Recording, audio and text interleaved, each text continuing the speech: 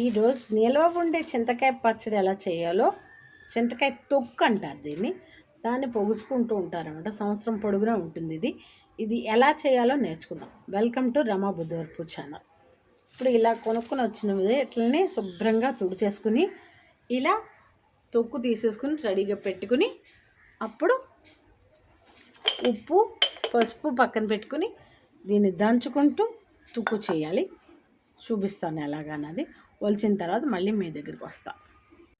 ఇప్పుడు చూడండి, అన్నీ ఈ డస్ట్ అంతా ఈ ఈచులు అన్నీ ఉంటాయి కదా, అవి తీసి పడేసాను అనమాట. పక్కన తీసి పడేసి ఇప్పుడు చేసుకుందాం పచ్చడి. మనం ఇది 3 రోజులు ఇలా కుమ్ముకొని 3 రాత్రులు నిద్ర పెడితే మరుసటి రోజు పెక్క ఈజీగా వచ్చేస్తుంది అనమాట.